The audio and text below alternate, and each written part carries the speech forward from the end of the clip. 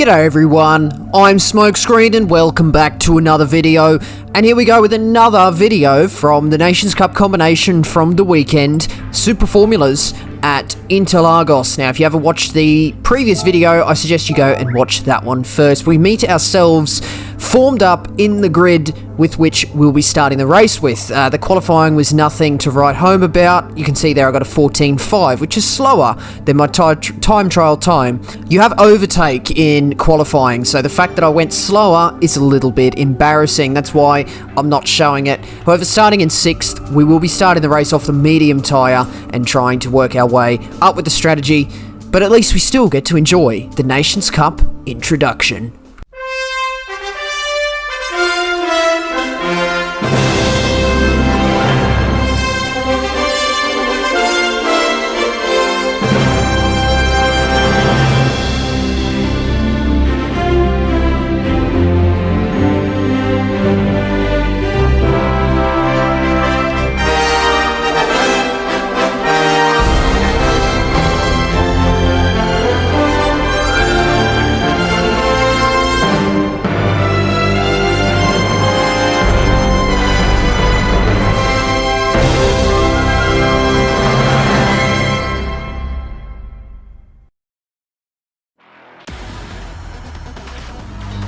Lovely as always, and we meet ourselves on the grid for a standing start. Now if you watched yesterday's video, you'll know that starting this Super Formula off the line is a little bit of a chore, a little bit of a task. There's a couple of steps involved. It's a compound job. Man, well, my boy, you still going? Well, that's a compound sentence. If you didn't, I'll go through it again for you. Traction control 1, handbrake on, and you have to be poised and ready to go with overtake as soon as the car becomes gripped up, as soon as the traction control stops intruding so forcefully. And we'll see as we wait for the 5 lights to go out and release. Look how much traction control there is. Up until 100 k's an hour, there's traction control kicking in and trying to keep the car under check. We've got the inside line here up behind Corey Hack. We've got to be really careful not to go into the back of him. OGR Slipstream takes an opportunistic move around the outside, just shuffling Hyperdrift off in the process, and now going around the outside of Hyperdrift. A little bit of side-to-side contact there.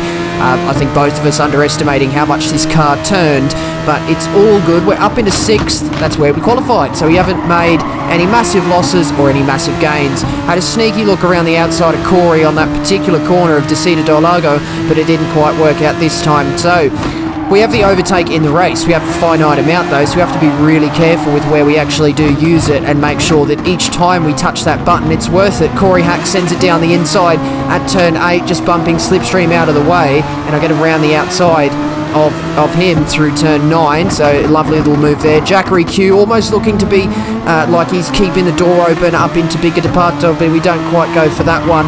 They're trying to keep it flat through Magulo. It's just about able to be done on these brand new medium tyres which we've started the race on.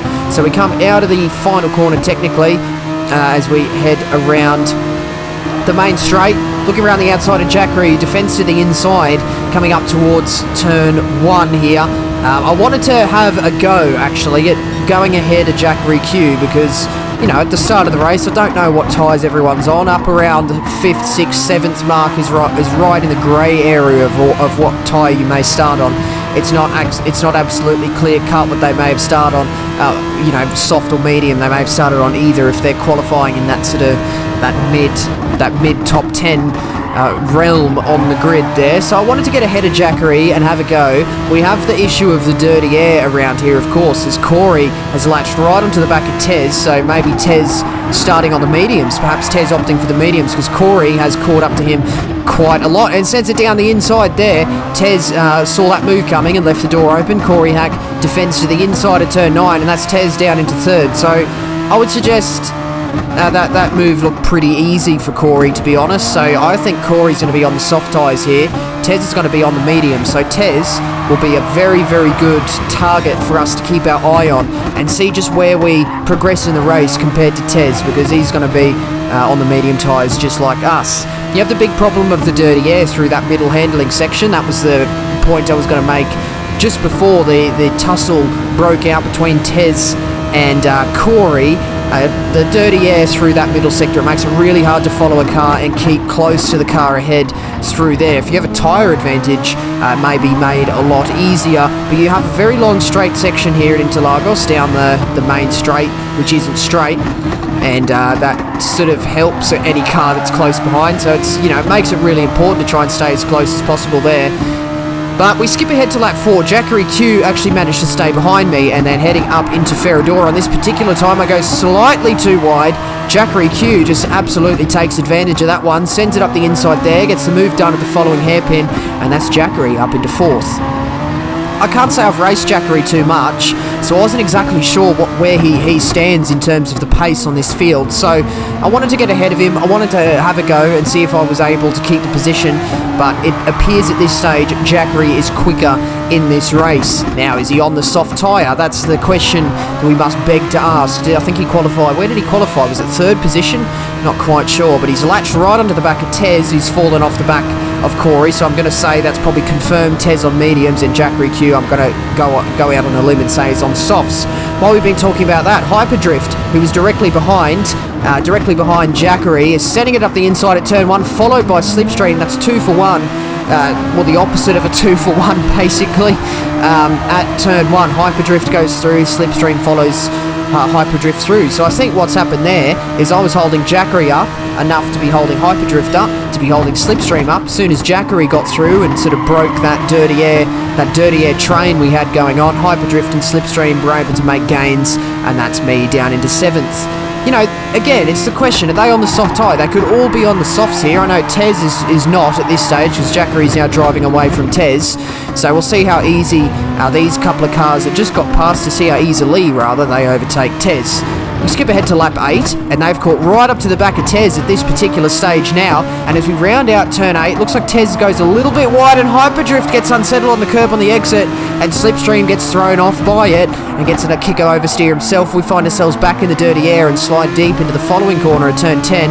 Let's see, this left-hander's flat now. It's not. We have to have a lift, or we still run a little bit wide on the exit, or, we're very close to running wide. So that's Slipstream back within our Slipstream. Yeah, that's an interesting commentator's line for you. So we're going to take this opportunity, because I don't think Slipstream's close enough to Hyperdrift to get a good Slipstream, so I'm going to be using a massive chunk of my overtake, because I deem this overtake here to be worth it, especially coming up to the pit phase. I want some track position before we do the pit stop, because that gives me the best chance of coming out ahead of these this squabble of cars we've got going around here. Hyperdrift right on the back of Tez as we run it defensive down the Rita Aposta, just to defend off any potential re-overtaking moves Slipstream may have up his sleeve before we go into the pit stops, of course, because one of the most precious things around this track is track position. Hyperdrift just went off the back of Tez a little bit, but still very much within striking range here. So we're coming up to the end of lap 9, exiting the final turn. Let's see if there's anybody coming in for the pit stop, because we're going to have a look and see if any people from up ahead duck into the pit lane. I think that's Tez and Hyper in. I don't follow them in. Slipstream does. So this is where I decided to take a little bit of a risk in terms of the strategy, and honestly, in hindsight, I think it's actually a pretty stupid risk I decided to take, but I guess we'll see the face of that on the exit of the pit lane. I decided to go for an overcut, because what I had in my mind was, I'm hoping that those three, they look pretty keen on fighting each other, because I was able to stick with Tez and Hyperdrift, at least. I'm hoping that the three of them may come together on the exit of the pit lane and just lose enough time for me to make some gains from my clean lap. But what I didn't actually consider, that could be a huge mistake, that. Come on, come on, come on, come on, come on, come on. Service the car, service the car, service the car, service the car, service the car. Alright, he's just there. Yeah, so I was pretty nervous in that pit stop, as you could tell. Some, chanting, absolutely chanting at my mechanics to hurry up and just change the bloody tyres on this super formula. But on the exit of the pits, Slipstream's undercut us, Hyperdrift and Tez are further up the road. So yeah, we haven't played that very well, I'll be completely honest there. Yeah, because what actually happened is they all darted in, went onto the brand new tyres, and it appears at the moment that there's massive gaps between all three of the cars. Well, not a massive gap, but a big enough gap for dirty air to not be so much of an issue, and I think all three of them have had a pretty clean run around the circuit while I was doing my slippery in-lap. So that hasn't worked out quite so well, and now Tez, who I was comparing my pace against, is now way up the road. I mean, how big would that gap be to Tez? To me right now, it'd be about 3 seconds, I would say. So yeah, no good at this stage. I've got some overtakes to do now, so I think Slipstream was on the soft tyre to start with, and in fact actually he was. If you were looking on the little pit graphics on the totem on the left hand side, as we look to go for this move down the inside at centre S, not quite going to happen. Yeah, we've got a lot more grip than him at this stage. Oh, come on. Just touching his left rear tyre as we head through centre S. Another little dab at overtake just to get some overspeed happening, and it does indeed happen, and we send it down the inside at Desita Dolago. He leaves the door very, very open, and we managed to get that one done absolutely beautifully. A little bit of time lost there, and the pair up the road are driven away, so that's not ideal. But the point I was making before is the little pit graphics on the left-hand totem as we were all doing the pit phases. I think I was the only one who switched over to the soft tyres, which we're now on. It took, you know, about a lap or so to catch up to Hyperdrift now. I think he's on the medium tyre, and unfortunately for Hyperdrift, that means I'm just going to be getting closer and closer, and because I've got so much of a grip advantage, I'm still going to be able to keep relatively close throughout all the dirty air effects. And Hyperdrift, he just backs out of it. He just lets me go. Thank you very much, mate. I really needed to be released there and just, you know, try and head up the road, trying to catch Jackery as much as possible while we've been getting all these overtakes done, getting held up here and there and everywhere just a little bit. Tez, up ahead of all of it, is clear and streaking away up in the distance, and as we send it down the inside of Jackery Q with a little bit of overtake usage and some slipstream at the end of the main straight, Jackery left the door very open, allowed me to go for that with no real issues. We see the gap to Tez. He's 5 seconds up the road. So yeah, now I find myself on the quicker tyre compared to everyone behind. Tez is on the same tyre as me with relatively the same pace as me. However, he's got a massive gap, and that's all she wrote. That's all that happened. The gap closed down a little bit. I got within about 3.3 seconds behind Tez and 4.1 off the lead. The trio were slowly coming together towards the end of the race, getting closer and closer to one another as the laps waned on. But ultimately, Tez got a 1 second penalty there, only 1.8 seconds off Corey Hack, who managed to take the victory there. So well done to Corey, and honestly well done to Tez for picking up the podium. For us, 4th position with a points improvement on last slot with 247 points. That's actually quite a decent score, to be fair. Yeah, quite happy with that one, actually. So, a second slot there, bit of an easier race to be had, it must be said. Top split, slot 1 is a really tough race, and it can be really easy, even if you're just slightly off the pace of those really, really quick guys.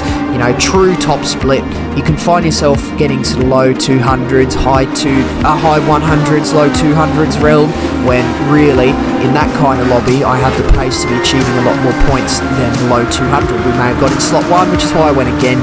247, it's a lot closer to about the 250 realm, which I like to be achieving now. So we finished the round on that, and that means that's going to finish up this video today. A bit of a short one, not much team radio. I didn't talk much during the race, really. There was nothing to make team radio out of, so only a couple of bits in there, but it's all good all the same. That's going to finish up this video today, so do hit the like button if you enjoyed, and do subscribe if you'd like to see more videos and streams from me. Do leave a comment as well. Questions, comments and constructive criticism, as always, very much appreciated. But that's going to be the end of this one today, and that means that is it from me. So once again, I do thank you very much for watching. See you later.